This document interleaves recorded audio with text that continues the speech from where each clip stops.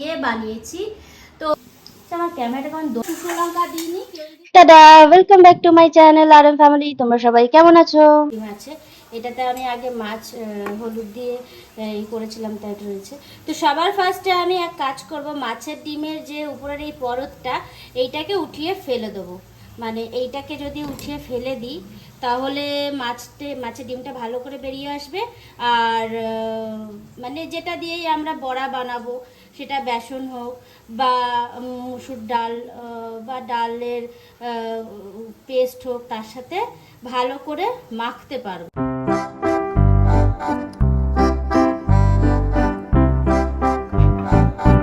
যে মুসুরির ডালটা ভিজিয়ে দিয়েছিলাম, এবার এটাকে পেস্ট করে এইটার সাথেই আমি একটা রেসিপি তৈরি করব। অনেকেই জানে আবার অনেকেই জানে না যে কি করতে হবে বেসন না থাকলে। তো এটা হচ্ছে আমার আইডিয়া। তো চলো দেখা যাক কি করি। তো এবারে দিয়ে দেবো এই যে ডালগুলো অলমোস্ট সব পিষে নিয়েছি। তো ডালের মধ্যে আমি একটু বেশি করে রসুন দেবো। রসুনের ছোকলাটা আর ছাড়ানোর আমার কাছে টাইম নেই, যার জন্য আমি ছাড়াইনি, তোমরা কিন্তু ছাড়িয়ে নিও। এই যে লঙ্কা দিচ্ছি, এরপরে আরও দেবো। আর এখন এত গরম যে গরমে লঙ্কাগুলো মানে কাঁচা গ্রিন লঙ্কাগুলো আনছে আর সেইগুলো এরকম ভাবে লাল হয়ে যাচ্ছে। আর এগুলো দিয়ে শুকনো লঙ্কাও হয়ে যায় রোদে শুকিয়ে। তো যাই হোক, এখানে এতটা লঙ্কা রসুন দিয়ে দিলাম। এই যে বেশ থকথকে কনসিস্টেন্সি হবে অনেকটা। এই যে বেশি জল দিয়ে পড়ে যাচ্ছিল, বেশি জল দিয়ে পিষলে পরে মানে যেহেতু বেসন দিচ্ছি না, ডিমটাও একটু জল জলা ভাব হবে, তাই একটু থকথক করে পিষতে হবে। তো এবারে আমি সমস্ত ডিমের মানে ডিম মাথার মধ্যে কিন্তু ডিমই ঘুরছে। তো এই মুসুর ডালের ব্যাটারটাকে এর মধ্যে নিয়ে নিলাম। আর এর মধ্যে দিয়ে দেবো হচ্ছে ওই ডিমটা, যে ডিমটা আমি স্ম্যাশ করে রেখেছি। স্ম্যাশটা করিনি, জাস্ট আমি উপরের লেয়ারটাকে ছাড়িয়ে রেখেছি।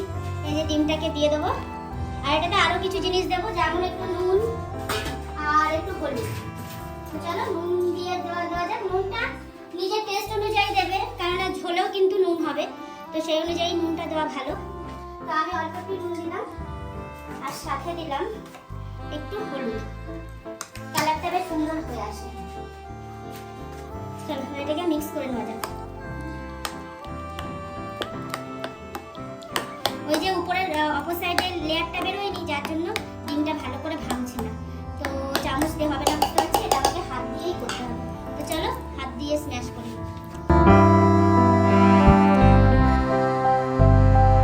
কতটা বেশি থাকে, এই যে পুরো ব্যাপারটা সুন্দর বেরিয়ে এসছে। এইটা ফেলে দিতে হবে। তো এবারে তাওয়াটা বসিয়ে দিয়েছি, তাওয়াটা গরম হয়ে গেছে। এই তেলটা দিয়ে সকালে আসলে লুচি বানিয়েছিলাম, এক্সট্রা বেঁচে গেছে। তো এই তেলটা দিয়েই আমি বড়াটা বানিয়ে নেবো। নষ্ট কেন করবো, তাই না, রিইউজ হয়ে গেল। আর আমি এই চামচটা দিয়ে দেবো, কারণ হচ্ছে হাত দিয়ে দিলে আমার মনে হচ্ছে যে হবে না, হাত থেকে এদিক ওদিক পড়বে, তাই আমি এই চামচ ভরে ভরে এখানে দিচ্ছি। তেলটা বেশ ভালো গরম হয়ে গেছে।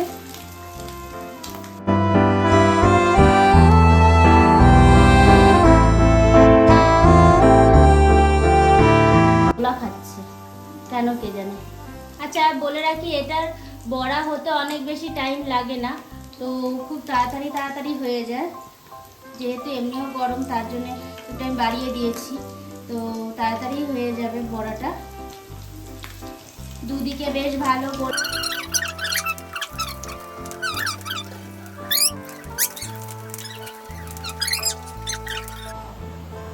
এই কুমড়োটা পচে গেছে, ফেলে দেবো। তো এবার আমি পেঁয়াজটা কেটে নিই। বড়া ওখানে কমপ্লিট হয়ে গেছে।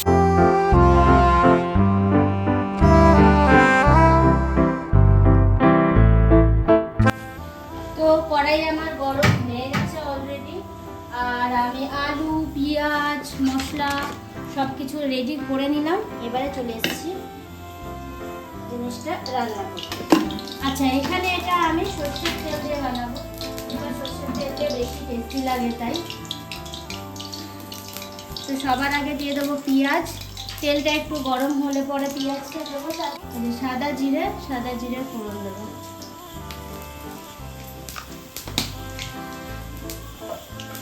যে পেঁয়াজটাও দিয়ে দেবো।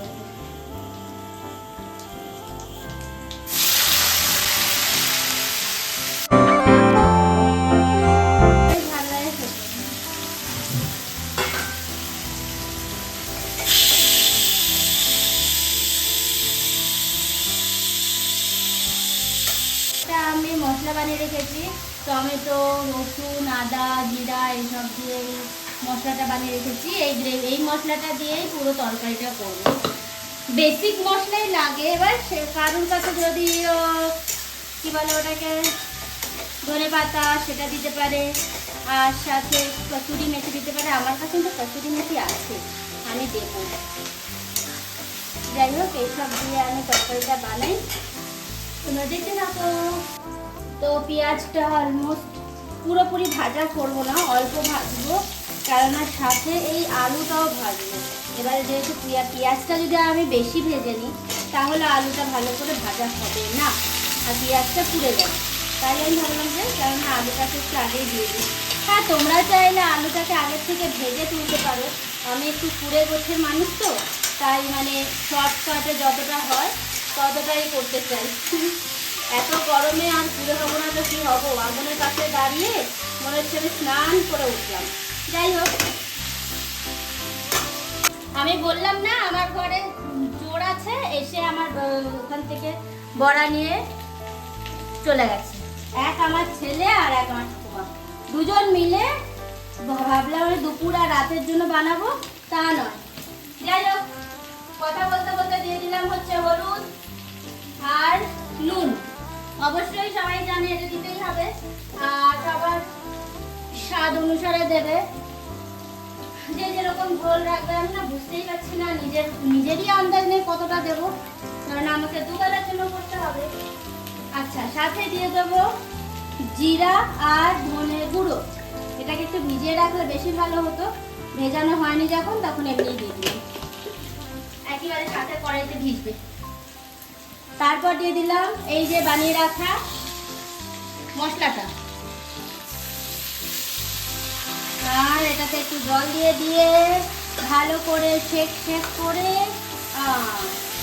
দিয়ে দাও। আর এবারে এটাকে ভালো করে কষাও, দিয়ে গুঁড়ো, জিরে গুঁড়ো, ধনে গুঁড়ো সব একসাথে সুন্দর করে হয়ে যাবে।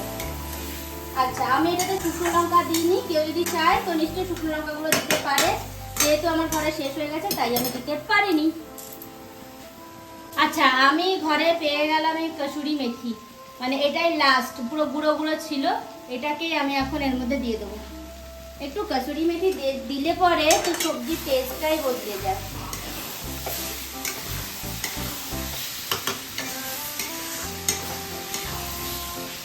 একটু কম করে আঁচটাকে ভালো করে কষাবো, কষিয়ে।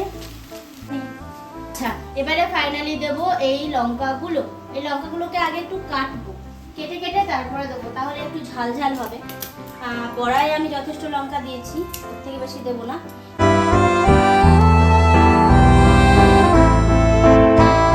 যতটা আছে সেইটা দিয়েই আমি রান্না করছি।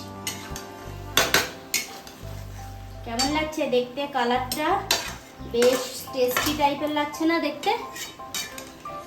দাও ক্লোজ আপে দেখাই একটু কালারটা। এই যে হেভি টেস্টি লাগছে দেখতে। কি এটা আলু। কিসের আলু? এটা হচ্ছে বড়ার জন্য আলু। চিকেনের আলু বানিয়ে নিতে। চিকেনের আলু বানিয়ে নিতাম? বাবারে, আমি একটু বেশি করে গ্রেভি রাখবো, যেহেতু বড়াটা দেবো। বড়াটা দেওয়ার সাথে সাথে পুরো জলটা টেনে নেবে, তো আমি ফার্স্টেই একটু বেশি করে দিলাম। বেশিক্ষণ ফোটাতে লাগবে না, কারণ আলুটা অলমোস্ট সিদ্ধ হয়ে গেছে।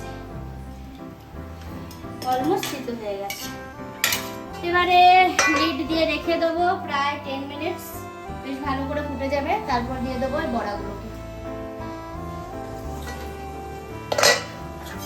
তো গ্রেভিটা অলমোস্ট, এই নিবি না, অনেকগুলো খেয়েছিস তুই। গ্রেভিটা অলমোস্ট হয়ে গেছে। আচ্ছা, এতটাই টেলটেলে ঝোল রাখতে হবে। টেলটেলে ঝোল না রাখলে ওই মাছ বড়াগুলো দেব আর সব ঝোল টেনে নেবে। এখানে ভিডিও হচ্ছে, হোয়াট আর ইউ ডুইং?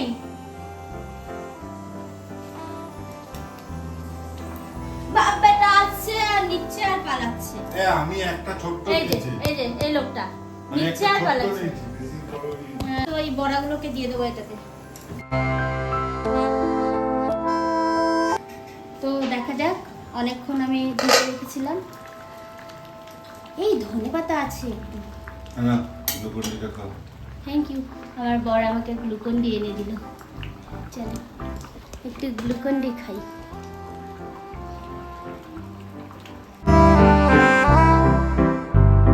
জীবন ফিরে পেলাম। যাই হোক, ব্যাক টু রান্না। আমার বর অনেক শখে ধনেপাতাটা নিয়ে এসেছিল, যে একটু তেঁতুল দিয়ে আমি পেস্ট বানিয়ে দেবো। ভাবলাম একদিন পরে করব, একদিন পরে মানে 2 দিন পরে অবস্থা এরকম হয়ে গেছে। তো যেটুকুনি ছিল বেছে বুছে ধুয়ে কেটে এই তরকারিটাতে দেবো। বাবারে, গন্ধটা পেলেই যথেষ্ট। কাটা যাচ্ছে না, এত শক্ত হয়ে গেছে। কিন্তু ধনে পাতাই হয়, যে দেবার পর সুন্দর হয়ে যাচ্ছে।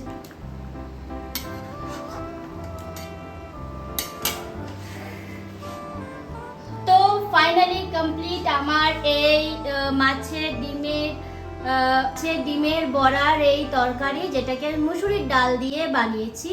তো সবার কেমন লাগলো এই ভিডিওটা নিশ্চয়ই জানাবে। আর ভালো লাগলে লাইক শেয়ার সাবস্ক্রাইব করবে, নিজেদের ঘরে ট্রাই করবে। জানি অনেকেই করেছে, আমি হয়তো অনেক কিছু করিনি, বাট তবুও এটা আমার খুব ভালো লাগে। টাটা বাই বাই, দেখা করছি আবার নতুন কোনো ভিডিওতে। টাটা।